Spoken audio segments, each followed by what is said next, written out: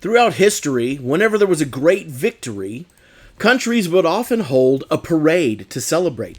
Whether it was the end of the Civil War, the end of World War II, even the end of women's suffrage, even during the Roman Empire, great victories often had parades. And within those parades, they would have the show of military might. In Roman parades, they would often bring in the parade of prisoners. Basically, it was to show that you had come and you had conquered. Well, today we talk about a parade unlike any other. Welcome to Walking Through the Word. We're in John chapter 12, and we're starting in verse 12. And this is the entrance of Jesus coming to Jerusalem and being proclaimed king. And this is a very unique parade because, like I said a minute ago, parades to show conquering were often preceded by military might.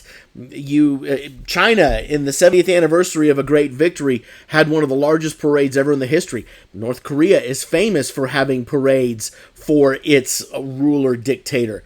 Even the United States has had incredible parades. After the Gulf War, we had a parade. After World War II, we had a parade. Heck, we have a parade every single year in Macy's. But regardless of the reason behind the parade, it was always to show glory, to show might. And so for Jesus to do this parade and not come in as a conquering hero the way that people perceived was on purpose. As we see here in verse 12, the next day the great crowd had come for the festival, heard that Jesus was on his way to Jerusalem. So they took palm branches, and they went out to meet him, shouting, Hosanna, which, by the way, Hosanna means save us. Blessed is he who comes in the name of the Lord. Blessed is the King of Israel.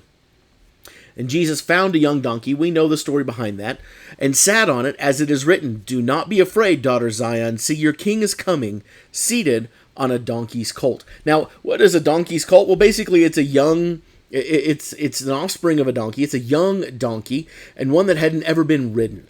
In other words, this is one that had not been broken in, had not learned, and yet Jesus sat on it. And at first, his disciples didn't understand all this. Only after Jesus was glorified did they realize that these things had been written about him and that these things had been done to him. In other words, everything that Jesus did none of it was by accident. Everything that Jesus did was to fulfill Scripture, to fulfill the purpose that he had. Even this signified that what he was coming to do was not political. In other words, we don't have to worry about salvation because of the person that we voted for. We don't have to worry about salvation because of any kind of political bent that we have. We get salvation because of a king riding on a colt. This is a symbol of humility, very opposite of what kings would typically do. Kings loves ego stroke. Heck, we have political leaders that all love ego stroke. They love the idea of having themselves made look good. And yet, Jesus' parade, and the point of his parade, was not to glorify himself, but to glorify God. To glorify the purpose of why Jesus was there, which was ultimately to reconcile humanity to God. So it was pointing straight to God. Even though the people didn't necessarily understand what was going on, they recognized enough to say the right things. Blessed is he who comes in the name of the Lord. Blessed is the King of Israel. They recognized that Jesus was something significant. Now, what they were hoping was going to happen is that Jesus would come into town and he would clean the slate, he'd get rid of the Romans, he'd do all those different things.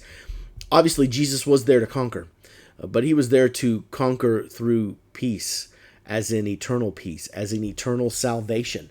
This is what Paul talks about in Ephesians chapter 1, and even when he's talking about the shoes of the gospel of peace in the armor in Ephesians 6, that is what Jesus came to do. He didn't come to make war with humanity. He came to make war on behalf of humanity, to provide them the victory that they could not achieve on their own. The grandest army that the world could ever have assembled. It doesn't matter whether you have a 1,000,000-man army like China does or a 1,000,000,000-man army or whatever it is. It doesn't matter. None of these armies could defeat sin. None of these armies could conquer what humanity needed to conquer. And yet Jesus, by riding in on a colt, was doing just that, fulfilling the prophecies so that when his blood was spilt, when he breathed his last breath, victory would be assured. He would be conquered. But people recognized that something was significant about Jesus. In verse 17, the crowd was with him when he called Lazarus from the tomb and raised him from the dead and continued to spread the word. And so these crowds kept coming and coming and coming, and people came because they heard that he performed signs and went out to meet him. So this huge throng of people started to come.